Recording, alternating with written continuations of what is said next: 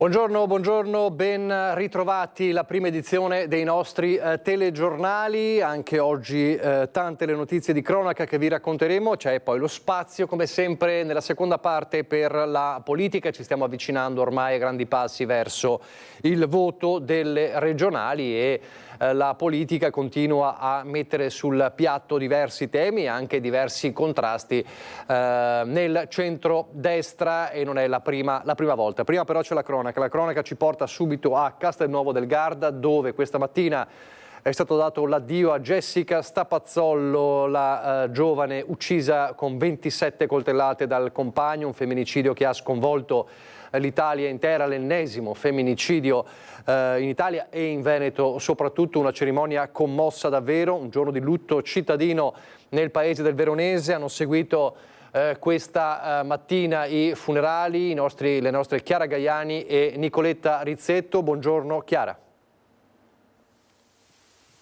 Buongiorno Nicola, con le immagini di Nicoletta Rizzetto su questo cuore che vedete fucsia fatto in panno con la J distribuito a tutti i presenti durante il funerale di Jessica Stapazzollo. Abbiamo scoperto da chi l'ha fatto che è proprio una tradizione brasiliana, perché ricordiamo che questa donna di 33 anni uccisa con 27 coltellate dal compagno Douglas Reis Pedroso, 44 anni, era di origine brasiliana, e proprio lì tornerà il corpo di Jessica Stapazzollo. Un momento funebre, un rito funebre molto commosso, molto intimo. C'erano straziate la famiglia di Jessica Stapazzollo con la mamma Rosemary, il papà di Jessica arrivato dal Brasile. C'erano anche i fratelli più piccoli e c'era una dei due figli di Jessica che era in lacrime. Un momento di lutto cittadino, lo hai detto in prima fila a salutare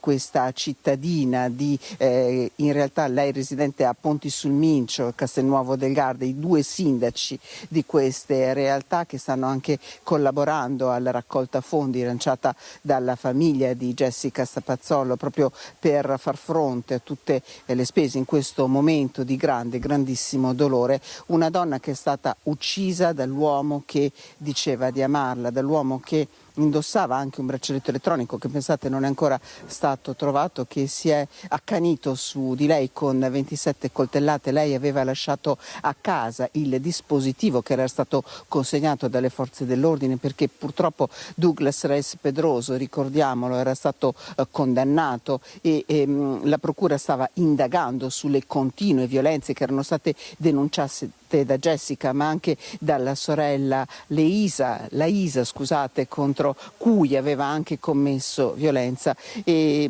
un momento che purtroppo, una tragedia che purtroppo, ce lo ha detto anche la sorella di cui abbiamo raccolto una testimonianza davvero straziante ma anche molto coraggiosa.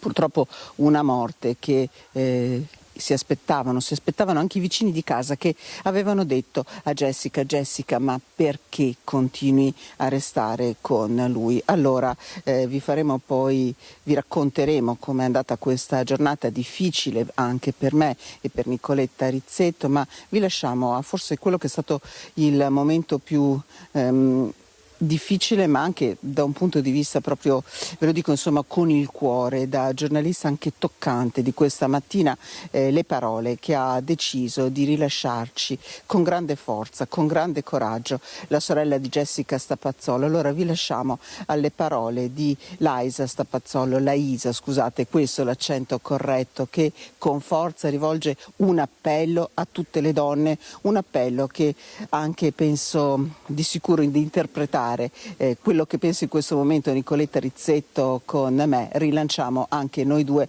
come donne, come professioniste del mondo dell'informazione. Poi la linea può tornare a voi. La questione è che anche se sono piccoli segnali si deve sempre stare attenti, anche perché la questione non è il picchiare, ma finire come è finita mia sorella. Possono anche passare anni e anni, ma comunque 90% è sempre così che si finisce, uccise da un amore che non è amore, perché se fosse amore non sarebbe finita così. Ma Jessica cosa diceva? Che lui era cambiato, che non aveva paura, che riusciva a reggere la situazione, la retta fino all'ultimo, questo è sicuro. Ma non era così che doveva finire. Lei aveva paura? Per se stesso o per Jessica? Io avevo paura per mia sorella, ho sempre avuto paura per mia sorella. Ho fatto il possibile, non è servito. Cosa le ha detto l'ultima volta che l'ha sentita? Cosa continuava a dirle? Di andarsene via, di trovarsi un posto. La situazione è sempre la stessa, no? Non si trova. Nessuno ha aiutato, nemmeno noi. E questo è il peso che ci portiamo sulle spalle, il non essere riusciti ad aiutare.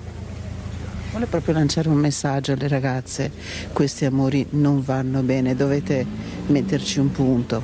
Sì, non ne vale la pena. Ci sono tantissime persone più buone, tantissime persone che vi possono rispettare come volete. Non stare dietro a sistemare una persona che non vuole. Scappate il prima possibile, primi segnali che vedete denunciate, non si può stare fermi a vedere e a sperare, alla fine è il nulla. Scappare i primi segnali negativi, questo l'appello della sorella di Jessica in questa terribile mattinata per la cittadina di Castelnuovo del Garda. C'è chi invece purtroppo ha scelto magari per tanti anni il silenzio, erano altri tempi probabilmente, una donna che è stata maltrattata per decenni dal marito. Siamo a Padova, il tribunale condanna un 90enne per maltrattamenti alla moglie. Per oltre 50 anni ha picchiato e vessato la moglie. Ora un 90enne padovano è stato condannato a 2 anni di reclusione con pena sospesa perché l'uomo ha scelto di partecipare ad un percorso di recupero per 6 mesi. Quello che all'apparenza sembrava un rapporto normale, durato più di 50 anni, si è rivelato un inferno di violenza e soprusi. La moglie, anche lei 90enne, ha deciso di denunciare il marito nel maggio dello scorso anno, dopo l'ultima violenta lite che l'ha portata anche in pronto soccorso. Con la denuncia, per il 90enne era anche scattato il divieto di avvicinamento alla donna. L'uomo, che gode ancora di ottima salute e non vive in ristrettezze economiche, aveva trovato ospitalità da dei familiari. È 50 anni che mi picchia, aveva riferito agli investigatori la donna, che conduceva una vita di terrore sotto un'apparenza felice e normale.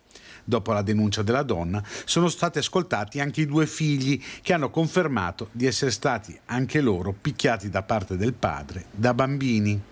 In passato c'era stato anche un tentativo di riconciliazione che però non era andato a buon fine. Ora il giudice del Tribunale di Padova, Micol Sabino, ha condannato l'uomo a 2 anni e al pagamento delle spese processuali come richiesto dal pubblico ministero Sergio Dini. E poi c'è la vicenda invece del femminicidio di Giulia Cecchettin, che si è chiusa di fatto con la rinuncia della Procura Generale all'appello, al processo d'appello per Filippo Turetta, quindi l'ergastolo che resta definitivo. Ieri si è espresso anche Gino su questa vicenda. Con la decisione della magistratura si è chiuso il percorso giudiziario legato alla morte di mia figlia Giulia. Non esiste una giustizia capace di restituire ciò che è stato tolto, ma esiste la consapevolezza che la verità è stata riconosciuta e le responsabilità pienamente accertate. Come padre ho scelto da tempo di guardare avanti, perché l'unico modo per onorare Giulia è costruire ogni giorno qualcosa di buono in suo nome. Con queste parole diffuse tramite una nota, Gino Cecchettin ha commentato la decisione della Procura di non impugnare la sentenza di primo grado, con la quale la Corte d'Assise di Venezia aveva condannato Filippo Turetta all'ergastolo per il femminicidio di Giulia Cecchettin, riconoscendo le aggravanti della premeditazione e del rapporto sentimentale, ma non degli atti persecutori e della crudeltà. Il processo d'appello sarebbe dovuto iniziare a giorni, ma il 23enne di Torreglia aveva comunicato con una lettera agli uffici giudiziari di Venezia la rinuncia, assumendosi la piena responsabilità del reato commesso. Può starci benissimo anche una mossa identica da parte della Procura Generale, anche perché in questo modo si è cristallizzato ormai un ergastolo molto solido, con la contestazione ormai granitica della premeditazione, ma anche nei fatti dei motivi abietti che, seppur non contestati formalmente nel capo di imputazione, comunque sono stati ritenuti sussistenti, poi che tecnicamente si sarebbe potuti arrivare a una pronuncia anche per quello che riguardano le altre due aggravanti. Francamente a questo punto ci interessa poco, nel senso che comunque abbiamo capito tutti come è andato questo fatto, quanto crudele è stato, piuttosto è stato valorizzato il fatto che a questo punto si può pensare anche di voltare pagina, e quindi noi abbiamo accolto con favore la comunicazione che ci è arrivata dalla Procura Generale. Anche per questo probabilmente non c'è rabbia nelle parole di Gino Cecchettin, che aggiunge: continuare a combattere quando la guerra è finita in fondo è un atto sterile. La consapevolezza che è il momento di fermarsi invece è un segno di pace interiore e di maturità, un passo che andrebbe compiuto più spesso. La giustizia continua, ha il compito di accertare i fatti, non di placare il dolore. Quel compito spetta a noi. Gino è sempre stato molto saggio nelle sue dichiarazioni, e quindi è giusto rispettare quello che è il suo sentimento, e soprattutto il progetto che ha in mente, che ormai, una volta definita questa vicenda in modo incontrovertibile, ormai granitico, può pensare di portare avanti con ancora più vigore, senza più il pensiero del processo, che vi posso assicurare, insomma, ma credo che lo capiate anche da soli, è stato veramente pazzesco. Giulia ha infatti concluso: papà Gino merita di essere ricordata non solo per la tragedia che l'ha colpita, ma per ciò che ha rappresentato. Il dolore non si cancella, ma può diventare seme. Ringrazio di cuore tutti coloro che in questo cammino difficile mi sono stati accanto con rispetto, discrezione e affetto. L'amore per Giulia, ha concluso, continuerà ad accompagnarmi come una guida silenziosa ogni giorno della mia vita. Restiamo a Venezia, ma andiamo a Piazzale Roma, ovviamente è il luogo del via vai degli autobus da e per Venezia. Ebbene, un ennesimo caso di violenza che si è registrato e di paura a Piazzale Roma, ce lo racconta Ilaria Marchiori con Alberto Pivetta. Buongiorno. Buongiorno anche a te Nicola, buongiorno ai nostri telespettatori. In realtà non è iniziato da Piazzale Roma, ma in un'altra zona di Venezia, ovvero quella di Calle Aponalla. In sintesi è stato un pomeriggio che potremmo definire di ordinaria follia, perché un 35enne stava camminando, ha urtato un bimbo, è intervenuto un 65enne, c'è stato una sorta di scontro da capire tra i due. Il 35enne ha spinto l'altro uomo buttandolo a terra, si è ferito alla testa, e dopodiché sono intervenuti gli agenti della polizia locale. L'uomo è stato curato, ma poi che cosa è successo? Questo 35enne si è diretto appunto, ed ecco che arriviamo qui in Piazzale Roma, per prendere un autobus della linea 7, lo specifichiamo, diretto a Mirano, e aveva anche lui a sua volta il capo sporco di sangue, in mano un coltello e un cacciavite. I passeggeri si sono naturalmente, come potete immaginare, spaventati tantissimo, hanno immediatamente chiamato gli agenti della polizia locale della postazione che si trova qui a Piazzale Roma. Sono accorsi e hanno detto all'autista di non fare nulla, appunto per non seminare il panico. A quel punto il 35enne è stato preso in carico dalla polizia locale, lui ha tentato di opporsi, di conseguenza è stato denunciato per porto di oggetti atti ad offendere, addirittura si è preso anche una denuncia per resistenza pubblico ufficiale, e in un secondo momento ne è arrivata un'altra dopo che si era scoperto cosa aveva fatto poco prima nella zona di Calle Aponalla per lesioni, quindi una bella carica di denunce. Qui insieme a noi però c'è Guido Scarpa, delegato RSU della CISL, per parlare di quella che ormai è la situazione che stanno vivendo, la situazione di paura che vivono ormai da troppo tempo gli autisti a bordo dei mezzi ACTV. Benvenuto Guido. Certamente, purtroppo i casi si stanno sempre più moltiplicando, abbiamo appunto problemi sempre più frequenti, e chiediamo che venga più presto applicato il protocollo firmato davanti al questore, al prefetto, che dà sicurezza ai lavoratori, cioè dando a chi chiede in maniera volontaria la bodycam, e soprattutto che venga isolato il posto guida dell'autista per dare più sicurezza, visto che ci sono sempre più casi di delinquenza, di malavita, insomma, a bordo di pullman, anche per la sicurezza dei passeggeri, perché effettivamente qui è un problema anche a livello sociale che questi casi, essendoci più frequentemente, creano dei grossi problemi per la sicurezza di tutti. Chiediamo appunto che venga applicato questo protocollo. Ecco, noi dovrebbe esserci proprio un incontro con il prefetto nei prossimi giorni. Poco fa però parlavamo anche del fatto che il vostro lavoro è cambiato. Fino a qualche tempo fa voi non avevate così paura, non vi sentivate così poco sicuri a bordo dei vostri mezzi? Certamente, io sono da 35 anni in ACTV, evidentemente sono circa 5-6 anni che il proliferare appunto di eventi straordinari di delinquenza a bordo di pullman, io non ho mai visto cose del genere, effettivamente sempre di più e il personale ha paura, ha tanta paura di essere aggredito. Ecco, questo non è un messaggio da poco, ormai gli episodi, dicevamo, sono sempre più frequenti a danno degli autisti e spesso anche dei passeggeri. Tra l'altro vediamo anche episodi simili in altre città, non solo del nostro paese ma anche all'estero, proprio a bordo dei mezzi, per cui è importante che si riesca a intervenire e fare qualcosa al più presto.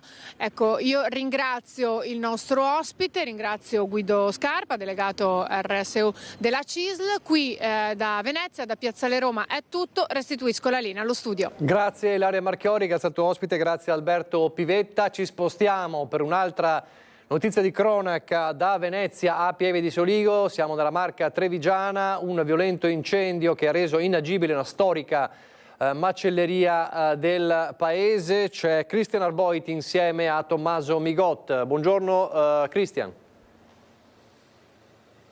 Buongiorno Nicola, a te e a tutti i telespettatori di Antenna 3. Siamo per la precisione in via Chisini a Pieve di Soligo, a pochi passi dal centro, dalla piazza dove si sta svolgendo tra l'altro il mercato. Lo vedete dal cartello, chiuso momentaneamente causa incendio che è divampato questa notte verso le 2, un incendio molto violento che fortunatamente è stato domato in tempi record. È stato domato in tempi record perché la signora Claudia Paccagnan, che è qui con noi insieme al sindaco Stefano Soldan, ha lanciato l'allarme.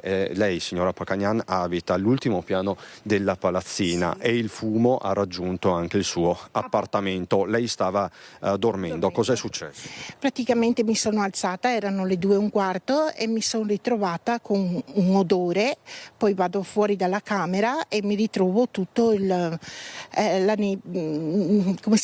nebbia di questo fumo. Quindi una coltre pesante, fumo, sì, tanto certo, fumo. Che è vero, l'abbiamo ancora adesso che è stato aperto anche stanotte.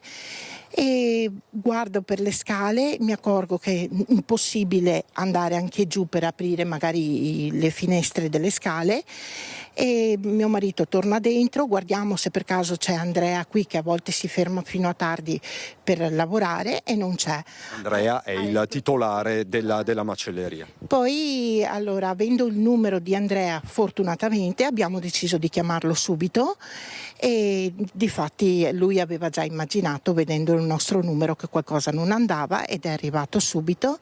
Come è arrivato, mio marito appena aperto un po' le porte è sceso e ha aperto le porte e veniva fuori un disastro di fumo, cioè proprio non si vedeva più niente. È stato il panico, possiamo dire. Il panico, sì, perché se non mi svegliavo eravamo tutti intossicati sicuramente, perché dentro l'appartamento, io che abito al 3° piano, c'era il fumo che veniva dentro e un odore che non si respirava, tanto è vero che nei vestiti, le cose si sono impregnati tutti. E l'odore, posso dire, è ancora acre in questo momento, e all'interno chiaramente degli appartamenti lo è. Sì, anche nelle scale. E niente, quando è arrivato poi ha chiamato i pompieri e poi sono arrivati insomma hanno fatto il loro dovere e cioè, quello che dispiace di più è per Andrea e per fortuna dico non ci sono feriti, non c'è niente di per le persone, ecco. Sindaco, questo è l'importante. Qui possiamo dire che l'intervento della signora Claudia è stato fondamentale, perché altrimenti saremo qui a parlare di altro. Sì, per fortuna è andato tutto bene, purtroppo questa macelleria, che è una macelleria storica, che è stata appunto rilevata da Andrea, che è un ragazzo giovane, molto intraprendente, molto bravo e molto stimato in paese, oggi non può essere più utilizzata, almeno fin tanto che non verranno fatti i lavori di ripristino. Ringrazio anch'io la signora Pacagnan per essere intervenuta, per questa prontezza, perché essendo un condominio probabilmente hanno sventato qualcosa che poteva diventare anche più complesso. Da parte dell'amministrazione la solidarietà ad Andrea e a tutta la sua famiglia, sapendo di poter contare anche sulla vicinanza magari per riuscire a riaprire il prima possibile questo locale. Ecco, va detto che Nicola, qui sono intervenuti tempestivamente, grazie alla segnalazione della signora Pacagnan, i pompieri del distaccamento di Conegliano. Intervento in tempi record che ha evitato il propagarsi dell'incendio a tutto lo stabile. Siamo nel cuore pulsante di Pieve di Soligo. Il signor Andrea molto gentilmente ci ha risposto, ma appunto non se la sente di parlare. Delle perizie sono in corso, è molto scosso, lo possiamo dire, sindaco, non potrebbe essere altrimenti a un giovane che ha rilevato l'attività e che adesso si ritrova a dover fare i conti con un problema non da poco. Tra l'altro abbiamo parlato anche con altri residenti di Pieve di Soligo, c'è una sorta di abbraccio collettivo. Sì, direi proprio di sì, ma proprio perché è un commerciante stimato, un giovane che si tiene vivo il commercio nel centro di Pieve di Soligo. Siamo proprio a qualche decina di metri dal municipio, siamo in pieno centro, quindi siamo tutti dispiaciuti per questo, che fortunatamente è un incidente, e speriamo appunto che la solidarietà e l'aiuto di tutti lo possa far riaprire presto. Ecco, parliamo di incidente quasi sicuramente, questo te lo posso confermare, ho parlato anche con le forze dell'ordine. Signora Claudia, chiudo con lei, tanta paura, adesso come va? Un po' meglio, ripeto, mi dispiace tantissimo per Andrea, perché come dice il sindaco è una persona, guardi, non gradevole ma di più, perché anche noi che siamo, diciamo, condividiamo il condominio, ci si aiuta, si passa di qua, cioè veramente mi dispiace tanto, speriamo che riapra il più presto possibile. Grazie signora Pacagnan, grazie sindaco Soldan. Per il momento da via Chisini è tutto. Nicola, con Tommaso Migot ti restituisco la linea. Grazie a Christian Arboit. Una tragedia che riguarda il Modenese per una tragedia che riguarda l'Autobrennero, ma che investe anche il Veneto. Avrebbe partorito a breve la 36enne Stefania Palmieri, che vediamo nella foto, morta ieri in un incidente stradale sull'autostrada A22 del Brennero.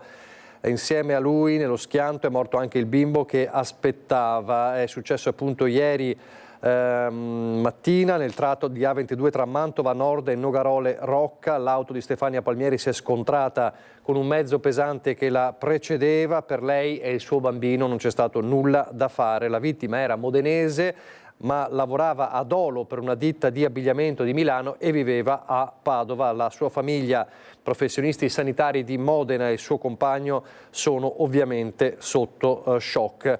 La Polizia Stradale di Verona sta ricostruendo la dinamica dell'incidente. Purtroppo una giovane e quasi mamma ormai, che purtroppo è morta a 36 anni nello schianto in A22 del Brennero ieri mattina. E c'è un'altra tragedia invece che riguarda la montagna, con un alpinista di 53 anni trovato senza vita sotto le pareti del Cornetto. Siamo sulle Piccole Dolomiti. Non si era presentato all'appuntamento previsto a Valdagno nel pomeriggio di ieri. Così la compagna ha fatto scattare l'allarme e sono iniziate le ricerche dell'alpinista 53enne vicentino ritrovato senza vita. La compagna dell'uomo, il cui cellulare suonava libero senza risposta, preoccupata ha chiesto aiuto dopo essersi recata nel luogo abitualmente frequentato dall'uomo e aver ritrovato la sua macchina parcheggiata fuori dal rifugio Campogrosso. Sul posto sono intervenute le squadre del soccorso alpino di Recoaro, Valdagno e Schio. Hanno iniziato a perlustrare l'area finché i soccorritori non hanno ritrovato degli oggetti appartenenti all'uomo sotto la parete del cornetto dove sale la via Soldà. Allo stesso tempo l'elicottero della Guardia di Finanza di Bolzano, sorvolando la zona, ha agganciato il suo cellulare individuando il corpo vicino all'attacco della via dove lo scalatore, che secondo le prime ricostruzioni stava arrampicando in solitaria, sarebbe precipitato. Le operazioni di recupero della salma si sono protratte fino alla tarda serata di ieri. Ancora la cronaca, avevano dato vita a una sparatoria fuori da un supermercato a Spinea per un regolamento di conti ai danni di un 25enne. Era la sera prima di Pasqua, arrestati 2 uomini di nazionalità straniera. Tentato omicidio in concorso, questa l'imputazione che ha condotto in carcere un 37enne di nazionalità albanese e un 33enne del Kosovo. A eseguire l'arresto i carabinieri del nucleo investigativo su ordinanza di custodia cautelare disposta dal GIP del Tribunale di Venezia, al termine delle indagini sulla sparatoria avvenuta nel parcheggio del supermercato PAM di Spinea la sera dello scorso 19 aprile. Una tensione tra 3 uomini scaturita per futili motivi, forse per un apprezzamento di troppo alla compagna di uno dei 2 da parte di un 25enne albanese. Tutto era iniziato con un acceso diverbio, i toni si erano scaldati fino a degenerare in una lite aggressiva. I 2 trentenni erano poi entrati nel supermercato uscendo poco dopo, tempo che è servito al 25enne per rimediare una spranga.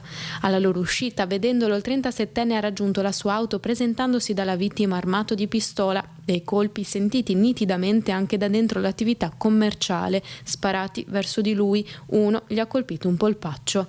La paura aveva fatto scattare un fuggi-fuggi generale tra i clienti del supermercato alle prese con gli acquisti per la domenica di Pasqua. I 2 aggressori erano poi scappati a bordo della loro Mercedes, fuga finita appena 4 ore dopo, quando sono stati trovati dai carabinieri, ore in cui erano riusciti a sbarazzarsi della pistola. Addosso al 37enne era stata trovata anche della cocaina. Tutte e 3 le persone coinvolte risultavano abitare in provincia di Venezia, non avere un lavoro stabile ed essere gravati tutti da precedenti penali. E poi ancora la sicurezza e i controlli a Vigo d'Arzere, siamo di nuovo nel Padovano, un bar chiuso per 45 giorni. Spaccio di droga, risse, abuso e vendita a minori di alcol, tutto questo riscontrato nei mesi dalle forze dell'ordine. Per questi motivi il questore di Padova, Marco Dorisio, ha sospeso la licenza per 45 giorni ad un bar di via Roma a Vigo d'Arzere, nella cintura padovana. I carabinieri negli ultimi mesi sono intervenuti più volte per controllare l'attività. Meno di un mese fa avevano trovato un cliente con in tasca della cocaina e avevano accertato che era stata acquistata all'interno del locale da un cliente abituale del bar.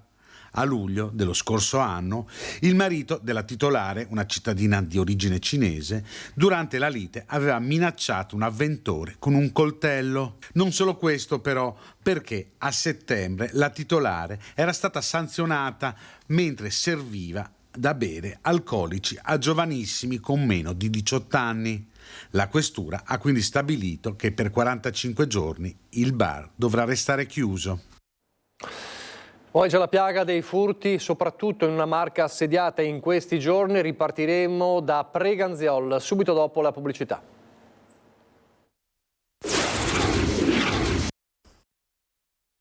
Io sono dell'idea che bisognerebbe fare come in America, bisognerebbe armarsi e dovrebbero tutelare di più il cittadino onesto e non il criminale. Questo dovrebbe essere fondamentale. Secondo me un'arma in casa non fa male, ecco, giusto per la difesa personale, quello non fa male assolutamente.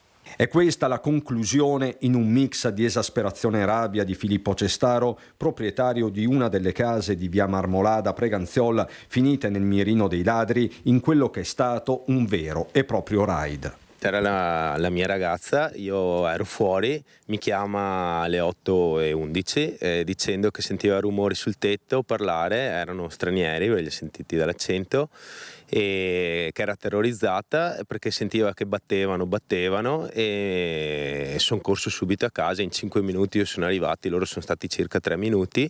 Un lasso di tempo che sembra infinito e che viene raccontato attimo per attimo anche dalle telecamere della videosorveglianza interna. I cani hanno iniziato a abbaiare, l'allarme comunque era partito, loro secondo me hanno calcolato qualche minuto, sì, in caso di arrivo di forze dell'ordine, ok, però in maniera molto tranquilla se ne sono andati, non scappando, correndo. Avevano una mazza sulle spalle e camminando se ne sono andati via, assurdo.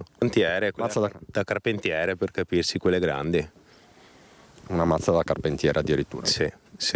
Di certo i ladri sono stati anche nell'abitazione attigua, che pare fosse vuota al momento dell'irruzione. Altrettanto certo è che si sono introdotti da questa rete del giardino completamente divelta. A scongiurare il peggio però sono state loro.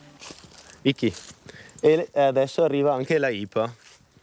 Quindi Vittoria e IPA. Sì, Vittoria e IPA. E lei è tremenda, è quella che li ha fatti scappare. Loro sono stati salvati dal canile, li abbiamo presi in canile e basta. E hanno fatto il loro dovere. Certo, sì, sicuramente. Ora è caccia alla banda, probabile che sia dell'Est Europa, e un aiuto potrebbe arrivare proprio da queste immagini. Speriamo, sono a volto coperto, quindi dubito, però magari si vede la stazza delle persone, erano in 3, magari riescono a riconoscerli in altri furti che hanno fatto quella sera, se escono altri video. Se c'ero io probabilmente gli sarei corso dietro, perché a me fanno venire rabbia queste situazioni, sicuramente non mi nascondo dentro casa. Avresti reagito? Sicuramente sì. Nemmeno il territorio di Preganziol viene risparmiato dai raid dei ladri. Nella serata di mercoledì malviventi in azione in un condominio di via Gorizia si sono arrampicati dalle terrazze arrivando al secondo piano. Dopo aver forzato una porta a finestra hanno rovistato in tutte le stanze scappando alla fine dal portoncino d'entrata dello stabile con alcuni monili d'oro. Episodi che portano i cittadini a cambiare le proprie abitudini, si cerca di uscire in determinati orari, si evita di parcheggiare l'auto nei garage sotterranei per paura di trovarsi faccia a faccia con i ladri. Si cerca di non lasciare la casa incustodita. Siamo sempre in casa, c'è sempre qualcuno e siamo in 5 persone, perciò io sono un pensionato, sono sempre a casa, perciò non ci sono problemi.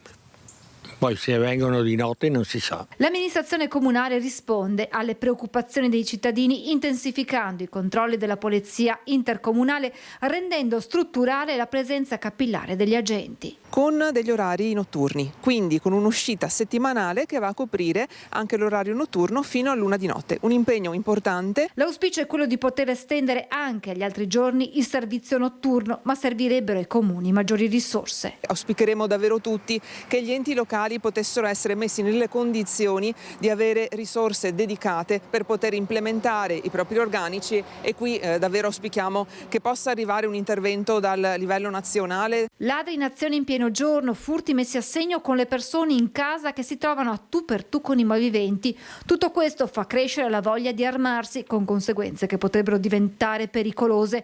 Una risposta a tutto questo arriva a Preganziol con il rilancio del progetto di controllo di vicinato. Mercoledì 12 novembre alle 18:30 nella sala consigliare ci sarà un incontro pubblico. Sarà un momento per conoscere e riproporre il progetto controllo di vicinato e sollecito anche qui la cittadinanza a partecipare e ad aderire al progetto. Sicurezza partecipata significa condividere informazioni utili per poter prevenire. Parallelamente a questi progetti si implementa il sistema di videosorveglianza comunale, anche grazie all'aiuto dei privati. E proprio quest'anno, anche con il supporto di una realtà privata, è stato possibile avviare un percorso per un'implementazione del patrimonio di telecamere, in particolare appunto in zone un po' periferiche del territorio.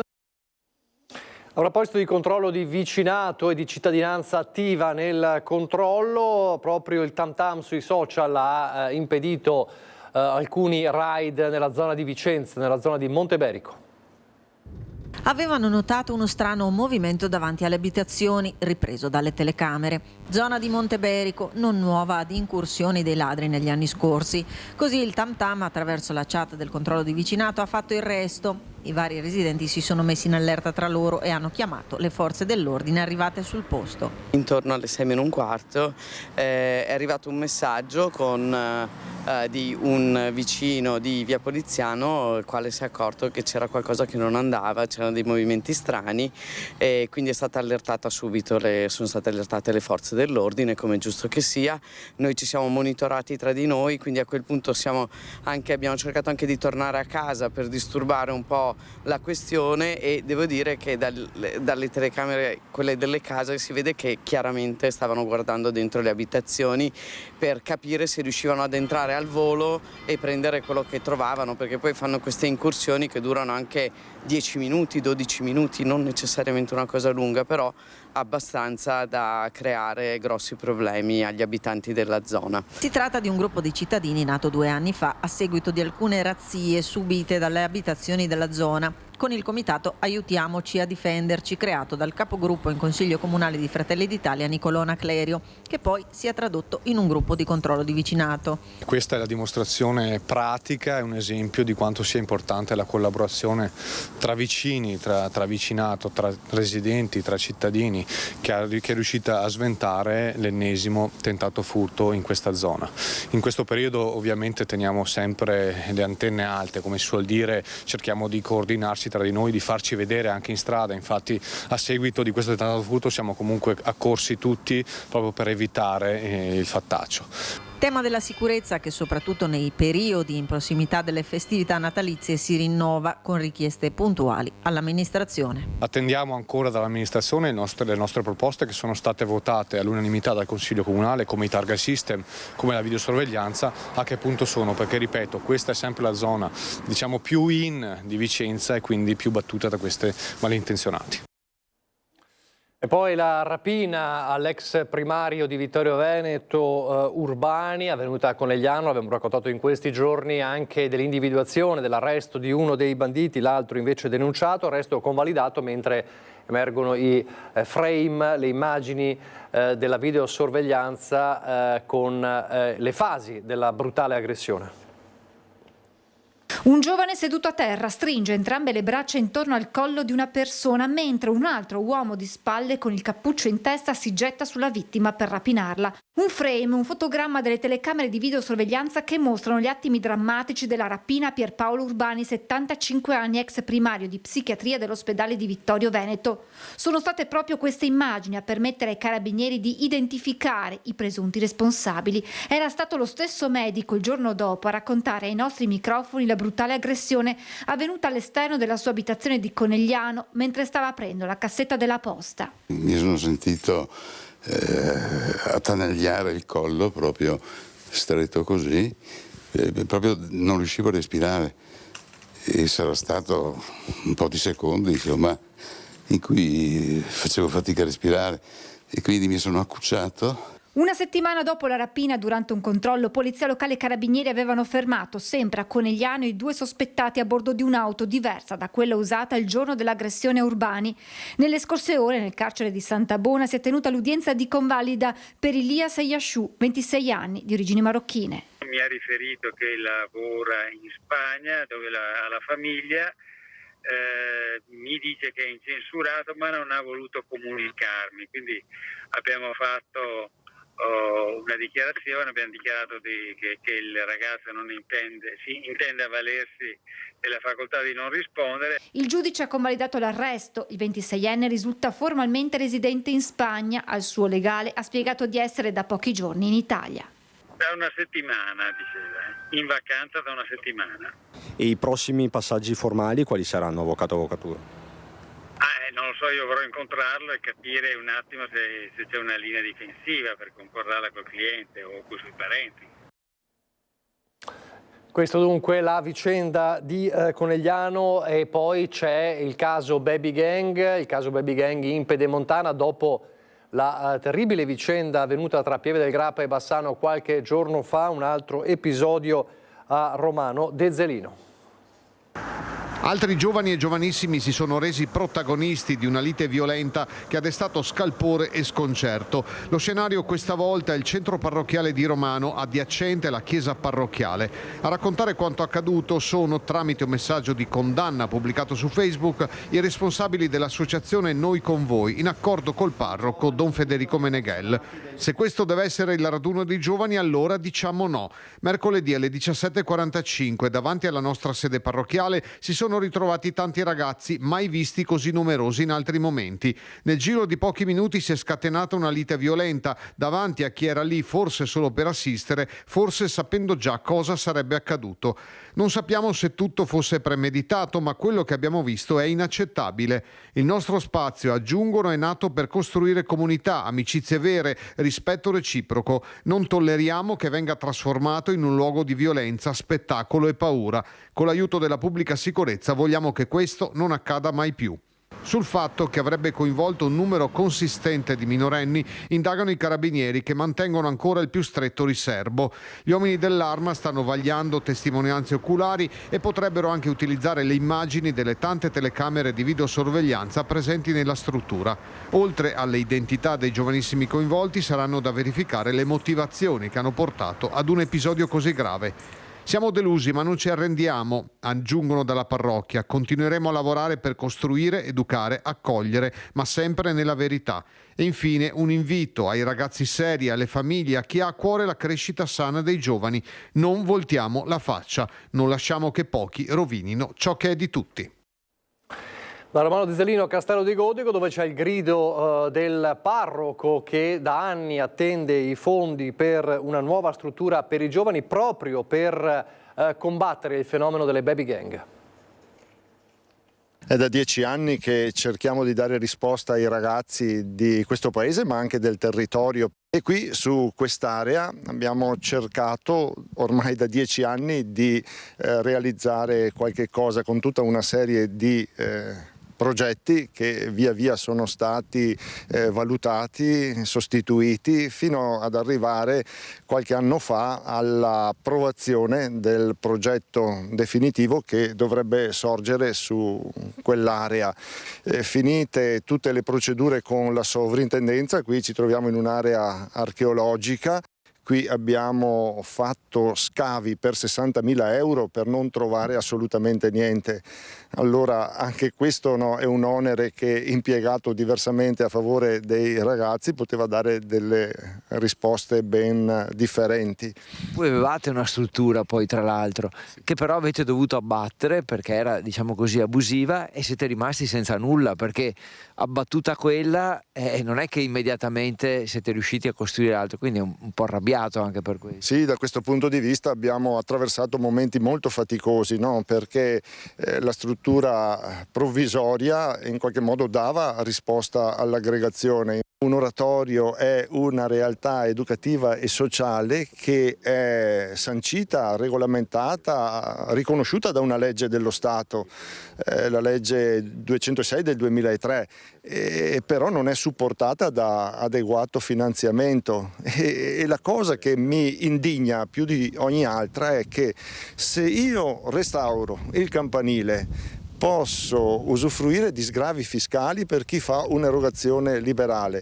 Per una nuova costruzione legata al futuro, ai ragazzi, ad un problema sociale che costituisce un'emergenza, allora lì non è previsto niente.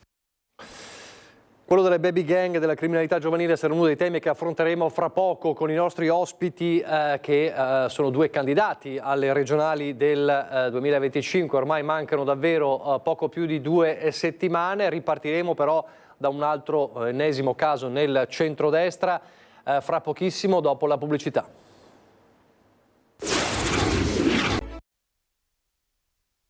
Giustamente tutti i partiti del centrodestra avranno il loro peso, Fratelli d'Italia avrà il suo peso importante. Se vorranno cimentarsi in sanità, bene, perché trovano un'ottima situazione, si potrà fare ancora meglio, però questa sarà una scelta che farà il governatore Stefani col supporto dei veneti il giorno dopo il voto. Puntella così la giunta che verrà Matteo Salvini, vicepresidente del Consiglio e leader della Lega, ospite in esclusiva degli studi di Media Nord-Est a Bassano del Grappa. Parole, quelle di Salvini, che hanno un peso specifico e che sembrano contraddire l'annuncio di qualche ora prima di Luca De Carlo, coordinatore dei meloniani in Veneto, che davanti agli imprenditori della Confartigianato a Mestre aveva elencato gli assessorati che spetteranno a Fratelli d'Italia, né più né meno di un'ufficializzazione. Innanzitutto dobbiamo vincere le elezioni, quella è la prima condizione per poter fare una giunta seria. Dopodiché abbiamo detto che ci saremo occupati dei ruoli strategici della regione, quindi sanità, bilancio, formazione, lavoro, trasporti, agricoltura, caccia e pesca. Insomma, quello che ci caratterizza da sempre, soprattutto quei temi che i veneti vogliono, di cui Fratelli d'Italia si occupi e che noi siamo pronti a fare. Non solo, De Carlo nell'incontro con gli artigiani ha anche preannunciato che Fratelli d'Italia avrà una vicepresidenza di regione assolutamente operativa, mentre per le altre deleghe c'è la partita sulle presidenze di commissione a Palazzo Ferrofini e poi la necessità di nuove competenze anche tecniche negli uffici. Abbiamo bisogno di una struttura forte, attrattiva e che veda profili tecnici e professionali a livello per le sfide del prossimo futuro. Insomma, i meloniani dicono che la giunta è fatta, i leghisti con il leader Salvini che deciderà Alberto Stefani. La distanza è siderale a poche settimane dal voto, quando ormai è chiaro che la vera lotta è tra alleati per il primato nella coalizione. Il segretario della Lega, ospite dei nostri studi, sembra dissimulare, tirando in ballo l'altro vero spauracchio, l'astensione. Non c'è competizione interna nel centrodestra. Capisco che le opposizioni abbiano già dato per persa la partita. I sondaggi, a cui non credo mai, però dicono che il centrosinistra è indietro di 30 punti. Cancelliamoli e partiamo da 0-0, perché è fondamentale che tanti veneti votino il 23 e il 24, perché il nuovo presidente Alberto Stefani, dico io, sia supportato da tanti e tanti veneti. Se poi nel centrodestra, come dicono i sondaggi e come si sente in giro, la Lega sarà il primo partito in tutto il Veneto, per me da segretario della Lega sarà una gioia. Allora, siamo rientrati in diretta, la parte politica della nostra prima edizione. Ripartiamo da qui, poi allarghiamo sui temi con i nostri ospiti. Grazie per essere con noi Alberto Villanova, Lega. Grazie, buongiorno. E Antonio Serena, Democrazia Sovrana e Popolare. Buongiorno a tutti. Allora, riparto da lui, poi vengo subito da lei, Serena, anche perché insomma Democrazia Sovrana e Popolare è in corsa insieme ad esempio a Resistere Veneto. Sono quei movimenti che vogliono spezzare il duopolio, no? Si parla sempre di centrodestra e centrosinistra, insomma c'è anche un'altra politica. Però non posso non ripartire da qui, perché mancano 2 settimane al voto e non riuscite a stare tranquilli voi nella coalizione del centrodestra. Allora, Fratelli d'Italia, fuga in avanti, questi sono i nostri assessorati. Salvini dice attenzione, lo decide Stefani. Che succede? Ho sentito l'elenco che ha fatto l'amico De Carlo, mancava il barista e il portinaio, dopo si prendevano tutto il palazzo. Adesso sinceramente io credo che chi conosce un po' la politica sa che la giunta si fa in base a quelli che sono i risultati del Consiglio, in base ai numeri che dopo ci sono in Consiglio. Io ho ascoltato volentieri quelli che sono, diciamo, gli obiettivi di Fratelli d'Italia. Logico che dopo, se ci sarà dalle urne, uscirà un risultato un po' diverso, come credo, dalle europee e dalle politiche, allora sicuramente dopo qualcosa andrà rivisto e sarà il Presidente a fare la giunta. Quindi io direi concentriamoci sulla campagna elettorale, concentriamoci a portare a casa il risultato migliore possibile per la coalizione e per quello che ci riguarda per la Lega, e dopo, quando si vede chi è il primo partito, là si decide un po' come andare. Ma la questione dei posti in giunta secondo me è qualcosa che viene dopo. Prima andiamo a spiegare il programma ai veneti e concentriamoci sui bisogni dei veneti. E, dice anche De Carlo che ci sarà una vicepresidenza operativa. È un messaggio anche questo, come dire, non è che Stefani farà il bello e il cattivo tempo? Ma io credo che la vicepresidenza è sempre stata operativa, non è una novità. Ma il fatto di volerlo sottolineare vuol dire qualcosa? Ma non lo so, bisogna chiederlo a De Carlo. Io so che Alberto Stefani, se vinceremo come sembra, sarà il presidente della regione. Lui avrà in mano ovviamente il timone di quella che sarà la prossima amministrazione, e dopo voglio sperare che tutti quanti quelli che apparterranno alla giunta oppure al consiglio in maggioranza vogliono lavorare per fare, come dicevo prima, il bene dei veneti. Qui non stiamo vedendo chi è più forte, chi è più grande, chi comanda di più. È un'amministrazione che deve portare avanti un testimone di Luca Zaia, di un'amministrazione che ha fatto grande il Veneto Veneto per 15 anni e quindi sinceramente concentriamoci più sui bisogni veri e su quelle che sono le problematiche che purtroppo in una fase come la nostra arrivano ogni giorno. Risolviamo i problemi veneti e lasciamo stare quelle che sono le dinamiche che sembrano un po' dinamiche da vecchia politica. L'ultima cosa di stretta politica, poi vado da Serena. A proposito di fuga in avanti, se è sembrata una fuga in avanti quella di Fratelli d'Italia sulle assessorati in regione, c'è invece una specie di fuga in avanti per quanto riguarda il comune di Treviso di ieri del sindaco Conte. Era con Barbisan candidato e ha detto nel 2028 scadenza di Treviso il sindaco deve essere comunque nostro e verrà fuori dalla nostra squadra. Ovviamente in queste ore credo che Fratelli d'Italia risponderà. Si lavora anche su questo? Ma io credo insomma che sia riconosciuto da tutti i trevigiani che Mario Conte abbia fatto un ottimo lavoro fino adesso e lo farà ancora meglio da qui alla fine del suo secondo mandato. Penso sia una cosa normale che un sindaco voglia passare il testimone a qualcuno della sua squadra che possa portare avanti quella che è l'attività amministrativa in continuità come ha fatto Zaia. Sappiamo tutti che Treviso è una città molto importante per la Lega, è una città anche simbolo della Lega e quindi non vedo niente di male nel fatto che Mario Conte abbia già indicato la via per il suo successore. Io credo che comunque un'amministrazione di centrodestra come quella che abbiamo oggi, con una guida in continuità con Mario Conte, possa ancora fare bene per i prossimi anni, però manca ancora un po' di tempo prima della scadenza del mandato, quindi concentriamoci anche lì ad amministrare Treviso e sono sicuro che nel momento in cui verrà amministrata bene come è stata amministrata fino adesso, i trevigiani non avranno dubbi su chi sarà il successore. Quindi non toccherebbe Fratelli d'Italia? Ma ovviamente se lo chiede a me, la risposta è abbastanza ovvia. Secondo me è giusto che il prossimo sindaco sia ancora della Lega, perché credo che i trevigiani vogliano così. Allora, Serena, tutto il discorso che abbiamo fatto precedentemente, no? Un Salvini che parla di Stefani, governatore, eccetera, eccetera, ovviamente perché si dà, almeno al centrodestra, forte di questi sondaggi ai quali i leghisti non vogliono credere, non credono, nel senso che i sondaggi lasciano il tempo che trovano, ma lo danno per vinta, no? Però poi ci sono altre realtà, c'è il centro-sinistra, ma ci sono anche realtà come Democrazia Sovrana e Popolare. L'obiettivo è quello di dire non esiste solo il duopolio, è così? Beh, l'obiettivo nostro è partito, il nostro progetto è partito qualche anno fa e si propone innanzitutto di dare alla politica una veste etica. Al di là delle elezioni, al di là dei risultati elettorali, noi vorremmo che si smettesse di parlare di politica come si è fatto negli ultimi anni, la destra, la sinistra, il fascismo, l'antifascismo che appartengono alla storia, non alla politica. Io sono appassionato di storia, continuo a scrivere. Ha scritto anche diversi libri, certo. Continuo a scrivere, però le divido le due cose perché sono due cose differenti. Quindi vorremmo fare politica in modo diverso guardando agli obiettivi. Se noi guardiamo destra e sinistra, oggi sono simili.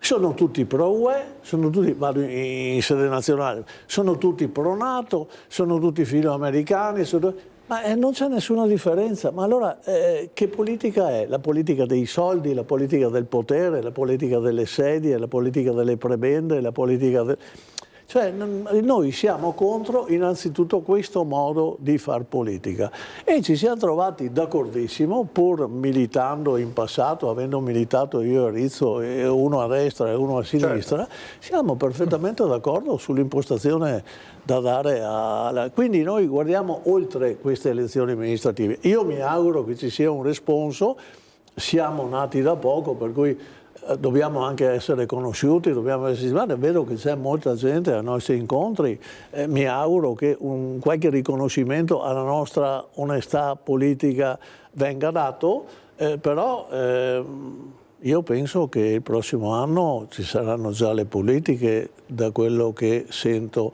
e quindi bisognerà guardare anche oltre quelle che sono le elezioni amministrative di adesso.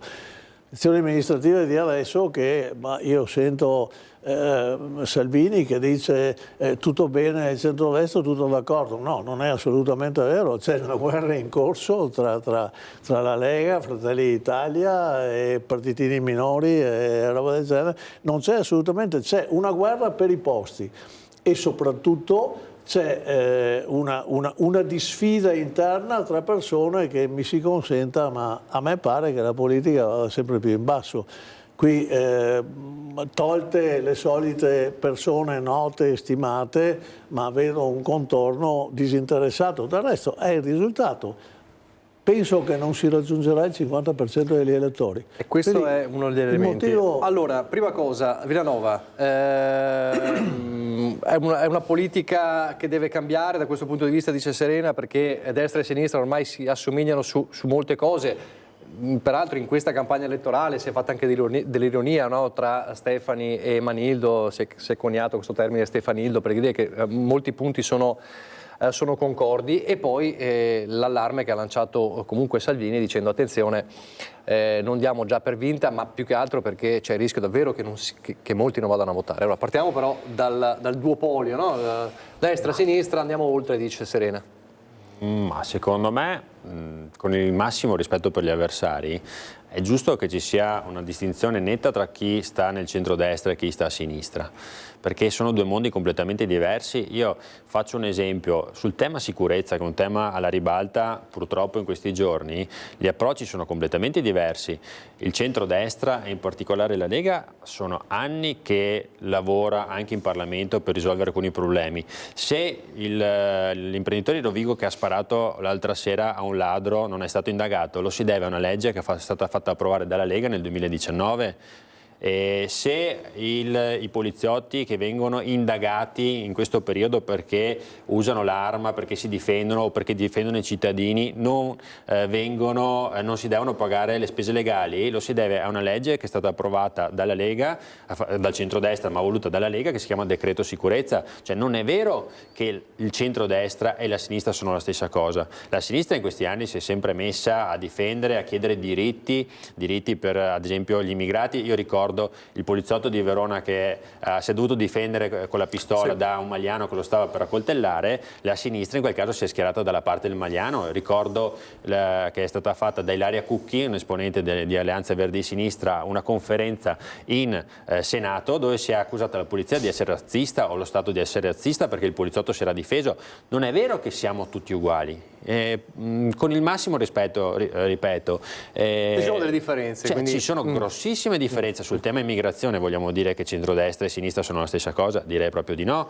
Sui temi che riguardano il lavoro, le aziende, le imprese, direi assolutamente di no. Sul fatto di appoggiare degli scioperi assurdi come quelli che sta proclamando Landini ogni 2 settimane. La sinistra gioca con le piazze, gioca con gli scioperi e continua a dare sostegno alla CGIL, Landini che blocca il paese e continua a bloccarlo solo per questioni politiche, per andare contro il governo. Il centrodestra sta dalla parte di chi lavora, di chi manda veramente avanti quindi il paese. Le differenze ci sono, c'è il rischio però che davvero sempre meno gente vada a votare. Questo è un rischio anche per il centrodestra. Questo è un rischio, ma secondo me se noi spieghiamo bene che ci sono queste differenze, la gente dopo andrà a votare, perché sa che se vota da una parte o vota dall'altra non è la stessa cosa. E noi dobbiamo spiegarglielo proprio in queste ultime 2 settimane di campagna elettorale, che il voto conta e i veneti devono far vedere che non sono come il resto delle altre regioni e che fanno vedere che partecipano a un'elezione sentita, come di solito è quella delle regionali.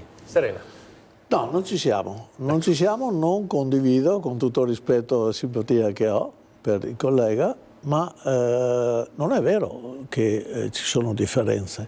Cioè c'è la teoria della differenza, ma la pratica non si distingue. Tanto è vero che Rizzo è uscito, dice, dal partito della Schlein, perché questa invece di difendere gli operai, i diritti degli operai, è saltata sul carro del gay pride. La Meloni, l'immigrazione, la diversità dell'immigrazione. L'immigrazione, la Meloni ne parlava prima di andare al governo, ma adesso sono previsti i flussi. State attenti ai 500.000 immigrati che verranno dentro, perché c'è una leggina che parla anche di parentele, di seguito, e quindi ci troveremo nella situazione in cui va il mondo. Si è votato a New York l'altro ieri, dobbiamo stare attenti, questa Europa debole, questa Europa ricchissima ma fragile, dovrà fare i conti con l'immigrazione. Questi conti non vengono fatti. Poi il sociale, ma insomma, che differenza c'è tra la sinistra che non ha portato avanti la socialità del salario unico, no? Non l'ha portata di fatto avanti, e la destra che non vuole arrivare al 9%. Ragazzi, alla gente interessa che si stia un po' meglio, perché in Veneto non è vero che Zaia, che da quando c'è Zaia, io non ho visto miglioramenti. Io potrei fare una sfilza di risultati negativi che sono stati fatti avanti, con tutta la simpatia personale che ho per Zaia, ma il clan Zaia secondo me non ha portato niente al Veneto se non disordini. Questo lo posso documentare se mi viene dato il tempo, in ogni modo. In ogni caso, il discorso, ad esempio, noi vogliamo che i nostri figli possano andare a lavorare con stipendi che siano almeno superiori ai 1.200 e 1.300 euro. Qui non si vuole accettare di fare un salario minimo a 9 euro. Ora, a me non interessa che lo dica la Schlein o che lo dica la Meloni. Il fatto è che non c'è. Il fatto è che noi in Germania il minimo salariale è il 15%. E vedete come si vive in Germania? Io sono andato a fare la spesa in Germania, il carrello della spesa costa a metà di qua. Ma queste cose non si dicono, allora, bisogna andare sul concreto. Adesso sentiremo. Allora, ha messo tanta carne al fuoco, Serena. Cosa risponde su varie cose? Ad esempio, parlando di immigrazione, Rizzo, se non sbaglio, è stato parlamentare fino ai primi anni 2000, no? 2004, 2005. Lui faceva parte di un partito, Rifondazione Comunista, se non sbaglio. Siamo al passato. No, passato, perché quello che noi viviamo oggi è anche frutto di quelle che sono state le politiche del passato. Nel passato Rizzo era per l'immigrazione libera. Ho ascoltato adesso.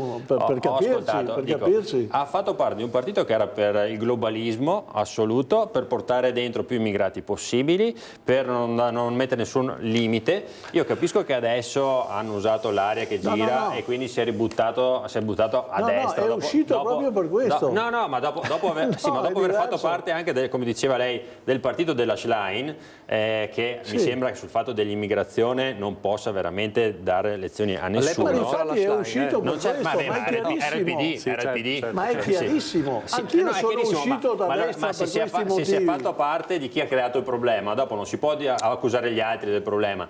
Vengo al tema dei salari e degli stipendi. Io ricordo che la regione Veneto è l'unica regione che per 15 anni non ha applicato l'addizionale IRPEF, che è l'unico modo, l'unica leva fiscale che ha la regione per fare diventare gli stipendi più alti ai veneti, per lasciare dei soldi in tasca ai veneti. 1 miliardo e 300 milioni all'anno che rimangono nelle tasche dei veneti, perché la componente che si vede sulla busta paga di addizionale IRPEF è l'addizionale IRPEF che va direttamente a Roma per quella che è stata la legge di Monti. Quindi sinceramente, lezioni da chi pensa di fare della politica nazionale sul Veneto, non essendo neanche Veneto e abitando anche fuori dal Veneto, sinceramente a me un pochino fa ridere. Risposta e poi pubblicità. Non ci siamo. Allora, mi dispiace se non ci sono. Il discorso dei numeri vale fino a un certo punto. Il discorso del tempo l'ho già spiegato prima, perché uno non è d'accordo, va fuori, giusto? È coerente.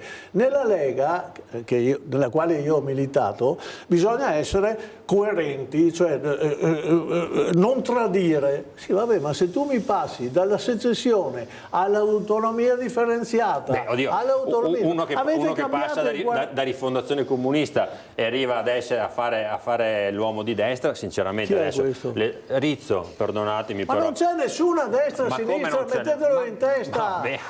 Ci sono i risultati. Allora mi lasci, scusa, adesso parlo io, perché sennò allora ho detto ci sono i risultati.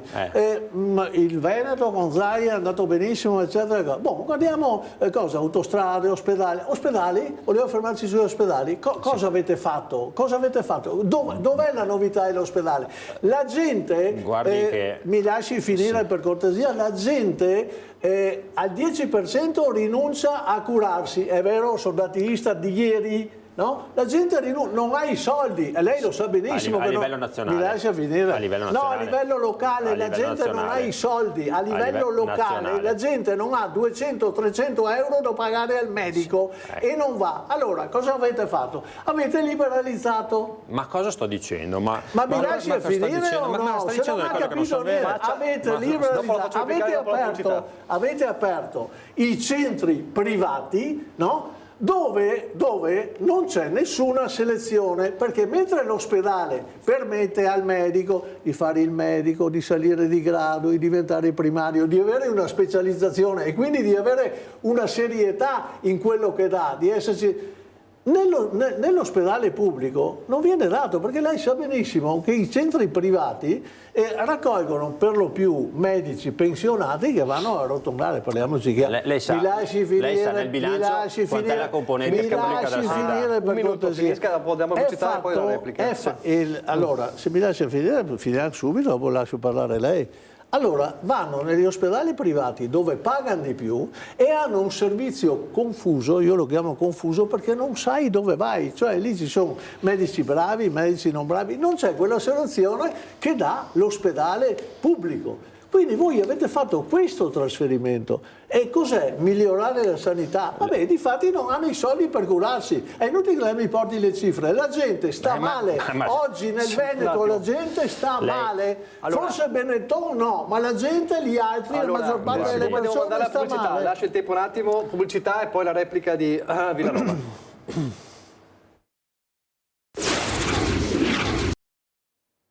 Allora, rieccoci in diretta, Villanova replica a Serena sulla questione sanità. Sì, io ci tengo a replicare perché allora, l'ho detto sempre, nella sanità ci sono 1000 problemi, soprattutto dopo il Covid, nessuno nega che ci siano dei problemi, però quando io sento ripetere queste frasi sul fatto che abbiamo aperto la sanità privata, ormai è un ritornello che si sente dire dalla sinistra, da tutti questi partiti che stanno cercando di avere visibilità, no?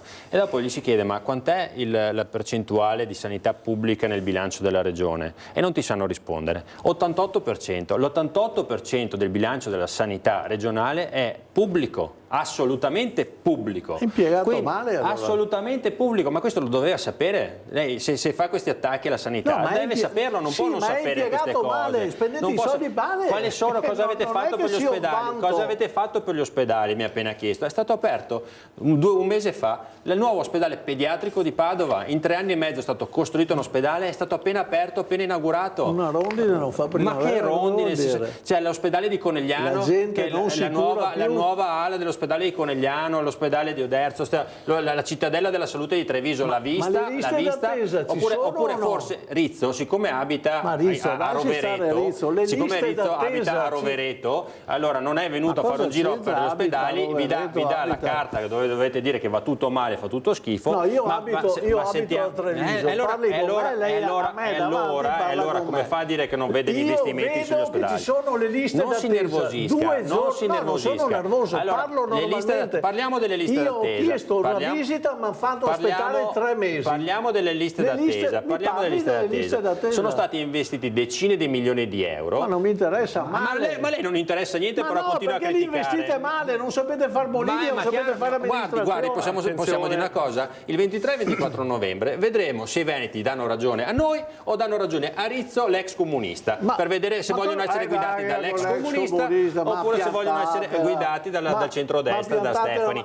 Avete avuto comunisti dentro nella Lega fino all'altro ieri, io lo so bene, cosa vuol tirare fuori i comunisti ancora? Avete scelto uno che è passato da essere comunista, adesso fa il sovranista per cercare di prendere qualche voto e tornare nella ribalta ma politica. Ma voi avete i comunisti che adesso fanno i destri, ma cosa me ne frega? L'operazione mi sembra abbastanza chiara quella che state facendo, solo per dare un po' di visibilità a Rizzo che vuole tornare sulla scena.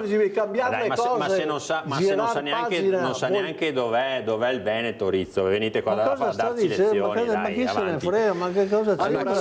Torniamo un attimo le liste d'attesa negli ospedali dovete risolvere, dovete chiarire le operazioni autostradali sulla Pedemontana Veneta. Guardi che le operazioni autostradali sulla Pedemontana Veneta sono state chiarite dalla Corte dei Conti, non da Rizzo, da lei, per piacere. Però cerchiamo di essere chiari. Allora, sulla Pedemontana cosa volete dire?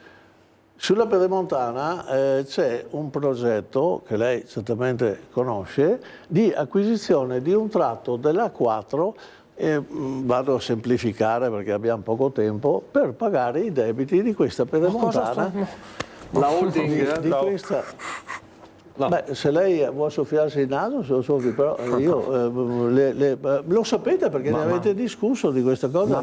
Siete stati lei non segue, l'holding autostradale. Allora vogliono quei profitti dell'acquisto del tratto dell'A4, vorrebbero andare a saldare i prossimi debiti, perché non si sa come va a finire, perché si è pieni di debiti con la Pedemontana. Andrebbero a saldare i debiti della Pedemontana.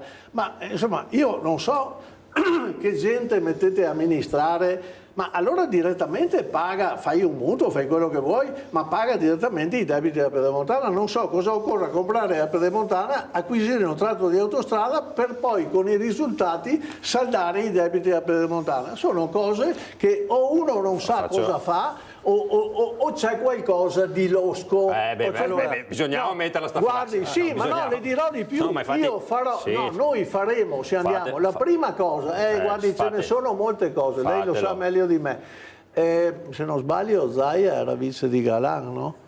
Occhio adesso che arriva la perla. No, non arriva niente. No, dico, non sapeva niente, era estraneo di quello che su succedeva. Questo non ci sono. No, dico, voglio dire, è una tradizione che si porta avanti. Vogliamo chiarire che cosa è successo. Noi presenteremo, se posso annunciarlo, noi presenteremo se verremo eletti, se avremo la possibilità di farlo, un progetto di anagrafe patrimoniale. Perché quando uno entra a far politica, lei sa come abbiamo fatto politica noi, perché lei è della Lega e io ero della Lega. Lei sa che noi abbiamo fatto politica, probabilmente anche lei adesso fa una politica senza avere dei grossi guadagni economici. I guadagni forse ci sono in altro modo, ma economici, ma io ho fatto politica lasciando 600 milioni alla Lega in 6 anni, tanto per fare un esempio personale che potrei anche fare a meno di dire. Noi vogliamo annunciare, noi vogliamo fare questo disegno per cui si sappia quanto, come è messo uno economicamente quando entra in politica e come è messo quando esce. Tenuto conto anche di familiari, di parenti, di amici, perché io in politica è una vita che ci sto. Avevo 13 anni, le dicevo prima quando ho cominciato, ma io non ho mai avuto guadagni politici. Sommessamente posso rispondere? Villanova. Cioè, la nostra dichiarazione... Lei è contrario? No, non c'è nessun problema. La nostra dichiarazione dei redditi allora votatela anche voi. La nostra dichiarazione dei redditi è pubblica sia per prima di entrare in consiglio che dopo entrare quando siamo entrati in consiglio. I commercialisti saranno a fare le dichiarazioni. La faccia finire. Mamma mia, cioè io sto dicendo che la nostra dichiarazione dei redditi è sempre pubblica, è obbligatorio per i consiglieri pubblicarla, e sia per la giunta che per il consiglio. Ma non c'è nessun problema. Ma infatti le indagini, ma cosa volete mettere gli ispettori di partito a controllare gli altri? Vogliamo capire perché certe persone hanno aumentato i propri redditi in modo strano. Ma che problema c'è? Ma non importa della Lega o della Lega. Fate qualsiasi. No, ma lei è d'accordo? Ma certamente, ma fate qualsiasi indagine. Ripeto, la mia dichiarazione dei redditi, come la dichiarazione dei redditi dei miei colleghi, è pubblica e viene pubblicata ogni anno, ma non c'è nessun problema. La cosa che a me dà un po' fastidio è il fatto che voi citiate che ci sono buchi di bilancio sulla Pedemontana quando la regione. È un po' troppo nervoso. Non si nervosisca così. Sono stupidaggini, lo vedete, se lei ha capito. Ma sono stupidaggini, se no non si capisce. Allora, stava dicendo? Quanti bilanci ha chiuso la Regione Veneto con delle perdite negli ultimi anni? Quanti bilanci ha perso? Questo è il risultato, zero. Come non è mai stato chiuso il bilancio della sanità in perdita, nemmeno sulla Pedemontana è mai stato chiuso in perdita. La Pedemontana è stata costruita una superstrada innovativa, una superstrada che serve alle attività produttive del territorio, e penso lei lo sappia perché abita in quel territorio là. In tempi, dopo aver comunque... ereditato quello che era un cadavere del territorio, perché era una ferita aperta del 1999, noi l'abbiamo finita. Allora, mentre c'è gente che continua a chiacchierare, la Pedemontana è stata presa in esame dall'autorità anticorruzione, dalla Corte dei Conti, da tutti quanti gli organi preposti, tutti quanti hanno approvato il progetto sia dal punto di vista progettuale che dal punto di vista economico. Io capisco che arrivate voi e sicuramente... ma è pagata allora, scusi, non lo so. No, perché ci c'è 30... ma lei quando costruisce una casa la paga tutta sull'unghia o la paga con un mutuo? O la paga anno per anno? Io la pago perché so di avere i soldi, ma io non faccio progetti a vuoto, compro una casa che non so che potrò pagare. Il progetto l'autostrada è l'acquisizione di una parte di autostrada 4 per pagare i debiti della Pedemontana, quindi avete programmato male. No, dovete guardare bene, lì c'è la concessione autostradale che fa parte già di Autovie Venete, la concessione autostradale. Noi chiediamo che ci sia autonomia del federalismo per gli incassi che arrivano dalle autostrade, dal tratto veneto delle autostrade della 4, ci teniamo quelli che sono gli incassi dell'autostrada veneta per pagare le infrastrutture in Veneto, per investire in infrastrutture, è stato dichiarato anche dal segretario Stefani, il candidato Stefani, ma dovete ascoltare, e tra l'altro è già stato fatto l'emendamento in Parlamento proprio da Stefani per fare questo tipo di federalismo autostradale in modo da tenerci quelli che sono i ricavi dell'autostrada fatta in Veneto. Ma se voi siete contrari anche a sta roba qua, dovete spiegarlo. Io sono contrario, non è chiaro il passaggio di acquisire un pezzo di autostrada per pagarne un altro. Fa già parte di Autovie Venete, la CAV è già della regione Veneto, noi prendiamo le concessioni per quelli che sono il gettito dell'autostrada. E cosa vi servono le concessioni? L'avete dichiarato voi, lei forse non lo sa, per investire sulle infrastrutture, noi ci teniamo i soldi. Per pagare i debiti. Ma cosa pagare i debiti? Allora è pagata, allora l'autostrada Pedemontana è già pagata. Allora le faccio una domanda, lei preferisce che il gettito dell'autostrada in Veneto vada a Roma o vada a un concessionario straniero? Questo è quello che sta dicendo. A un concessionario straniero magari. Noi stiamo lottando perché il gettito che arriva dall'autostrada in Veneto rimanga in Veneto e voi ci state dicendo che facciamo male. Questo è quello che state dicendo. Io non dico che fate male, continuate a dirlo. Che fate cose che qualcuno vi ha suggerito, perché quell'autostrada è nata per lei sa che ci sono le basi NATO tra Aviano l'autostrada le scie chimiche quando arrivano. Stupidaggine di le scie chimiche quando arrivano. Sto parlando di Ghedi e di Aviano. Lei forse la politica internazionale non la conosce. Me la faccio spiegare da lei, da Rizzo. Me la faccio spiegare da lei, da Rizzo, la politica internazionale. Sì, se non la conosce, ascolti, volentieri. È stata fatta per quel motivo. La Pedemontana, per le basi, è stata sollecitata inizialmente per le basi di Ghedi e di Aviano. Le faccio vedere la documentazione. Noi abbiamo fatto la Pedemontana per Ghedi e Aviano. Io sono stato in antimafia, le faccio avere la documentazione. Ma può essere stato dove vuole, ma stiamo dicendo. Lei è a non conoscenza di certi problemi. Comunque questo è secondario. Adesso c'è l'autostrada da pagare. Va bene? E voi non l'avete pagata. Ma perché mi perdoni? Pagherò. Ma chi pagherà? Paga sempre quello che viene dopo. La Pedemontana viene pagata. È pagata. Il canone viene pagato ogni anno. Ma basta, scusi, non lo sapevo io. La Pedemontana è pagata. La Pedemontana, allora, prendiamo atto, le rate della Pedemontana vengono pagate ogni anno, come è giusto che sia, ma lei sa di una infrastruttura fatta a livello nazionale e internazionale che viene pagata tutta sull'unghia subito e non viene pagata anno per anno. Ma nel mondo dei balocchi o forse nella Repubblica Sovietica che voleva Rizzo?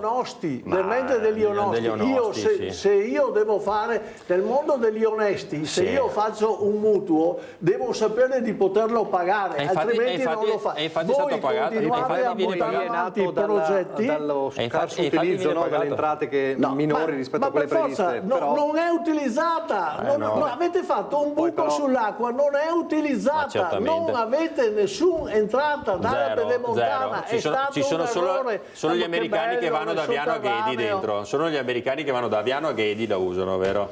No, no, mi auguro di no. Ma io spero mi auguro di no. Se questa è la vostra campagna elettorale, ragazzi. Certo che se continuate a dare i soldi all'Ucraina, mi auguro di no. Sì, noi in Veneto diamo i soldi all'Ucraina. Anche. Sì, in Veneto. Sì, in Veneto abbiamo dato i soldi all'Ucraina. Noi abbiamo 5 minuti, però non vorrei aprire un altro fronte che poi mi fa sforare. Però ecco, volevo tornare un secondo. Mi può ripetere, perché l'avevamo sentito male, il progetto dell'anagrafe patrimoniale che diceva? Sì, noi vogliamo, qui si verificano continuamente episodi lei spiacevoli. dice sostanzialmente, il centro-destra per tutti i partiti, per chi entra, per chi c'è una verifica... Per tutti gli eletti, io i partiti, partiti destra, sinistra, ho superato da tempo quel passaggio. Una verifica sui redditi, diciamo, sì, quando tu entri mi devi dire cos'hai, o cos'ha la zia, la sorella, il coso, i familiari, eccetera, e quando esci cos'hai. Io non vado in discorsi particolari perché essendo documentato cerco di documentare, però deve essere consentito. Come mai una persona che non ha i soldi per comprarsi un panino a un certo momento, dopo aver fatto tanti anni di politica, si trova ricco? Voglio sapere perché, e il cittadino ha diritto di sapere questo, perché. Quindi da rendere la poi massima pubblica, no? trasparenza, però, anche attraverso indagini. Però lei dice già c'è questo, no? C'è già. No, a denuncia dei redditi. È già pubblicata, è già online? Sì. A denuncia dei redditi. Ma perché chi è che fa la denuncia dei redditi? Beh, non so se lei non la fa la denuncia dei redditi. Ingenuità. Avete messo in politica persone di un'ingenuità incredibile. Dobbiamo fidarci della denuncia dei redditi. Ma per fortuna siete arrivati voi, ma per fortuna siete arrivati voi a farci capire questo. Voi vi siete già presentati, avete visto in 40 anni cosa avete fatto per il Veneto? Zero. Ma c'era anche lei dentro però, Sì, ma difatti ma c'era anche lei dentro. Sì, ma sono andato. E lei cosa ha portato? E lei cosa ha portato? Ascolti, lei è stato in Parlamento 2 volte. Per lei. Per lei i 600 milioni che ho lasciato io alla Lega li ha usati anche lei. Guarda che vediamo quanto ho lasciato anch'io alla Lega, che tranquillo che l'ho lasciato anche io. Allora ha fatto qualche bene. decina di migliaia di euro l'ho lasciato anch'io, forse anche qualcosina di più. Comunque, in quanti anni? In 15 anni, permette, sì, qualcosina ho versato al mio partito. Ecco, io sono uscito perché non faccia finta. Io non sono uscito dalla Lega perché non ero d'accordo quando potevo usufruire di qualche di molti vantaggi. È stato parlamentare 2 volte. Sono stato onesto, sono stato parlamentare 4 volte. 4 volte, ecco, scusa, ho dimenticato. Vede che è disinformato. 4 volte. Allora, è ancora peggio il discorso, perché è stato 4 volte. Mi dica cosa ha portato a casa lei per il Veneto? Guardi, le dirò, come ci sono le denunce di redditi, c'è l'attività parlamentare. Noi faremo un ispettorato sull'attività parlamentare. Mi risulta che Zaia sia stato presente in consiglio il 6% delle cose. Mi risulta che Stefani sta facendo tutto sugli altri. No, ma chi è sto cosa ho fatto? Io ne rispondo. Stefani cosa ha fatto di attività parlamentare? No, io ho chiesto a lei cosa ha fatto. Io ho chiesto a lei cosa ha fatto in 4 legislature. A casa mia le porto in 20 anni di Parlamento. Allora cosa ha portato a casa? Perché adesso è inutile che venga qua a fare il candido come se fosse un marziano. Cosa ha portato a casa? Cosa ha portato a casa? Fai democristiano, cosa ne porta a casa? No, io ho portato la mia attività parlamentare documentata. I risultati documentati, a cominciare dalla... lei faceva parte di un partito, destra o sinistra? Lei fa parte di una coalizione dove c'è anche Brunetta, no? L'amico Brunetta di cui si parla sti giorni, eccetera. Che era al governo con lei, quelle se non sbaglio. Sono le persone... Lei non era in centrodestra con l'Alleanza Nazionale? E non era in maggioranza con Brunetta? Lei è disinformato completamente. Con chi era allora lei? Con la Lega. E dopo? Io con la Lega, ma sì, dopo sono stato con mia nonna, dopo con mia zia. Non in Alleanza Nazionale? Allora, però, è stata in Alleanza Nazionale, sì o no? Evitiamo la storia. Vorrei finire solo il discorso. Sì. Allora, io come sono entrato dentro, come sono entrato in Parlamento, la prima legge che ho fatto è stata l'abolizione del secondo stipendio dei parlamentari. Io facevo l'insegnante e guadagnavo di più a fare l'insegnante che non il parlamentare, e questo lei lo sa benissimo, probabilmente non come noi, ma le trattenute le avete ancora. E ho fatto una legge per trattenere il secondo istruzione. Non mi hanno più salutato per un mese in Parlamento e cose. Noi abbiamo dato dimostrazione che la politica si fa per passione, non si fa per interesse. E quindi tutti i miei discorsi, tutto quello che è stato detto oggi, verte sotto questo. Guardi, la mia attività parlamentare sono 6 tomi così. Ero il primo di parlamentari, ero il primo come attività parlamentare, e la Lega lo sa bene, lo domani ai suoi amici. Ma la Lega lo sa bene. Ma allora, ma perché viene i voti del primo eletto del Veneto, perché sapevano cosa facevo. Ma allora, mi dispiace fare un autoelogio, è Stefani che si fa gli autoelogi, io non amo lei ha fatto 20 anni da parlamentare e viene a raccontarci qua come se fosse il nuovo che arriva. Va bene, allora però devo chiudere, non posso fare la cronistoria di Antonio Serena, ognuno se lo guarda su internet. È pubblico, perfetto, non si dicono stupidaggini se non si è documentati. Va bene, allora, puntata calda, allora io ringrazio per essere stati con noi Alberto Villanova e Antonio Serena, ovviamente buona campagna elettorale, ultime 2 settimane di sprint, ma vedo che il calore c'è già. Vi lascio al meteo, vi lascio a Casa Pappagallo, la ricetta del giorno, poi c'è Agricoltura, Cook Academy e poi c'è il film Battle in Seattle, quindi grazie per averci seguito, arrivederci.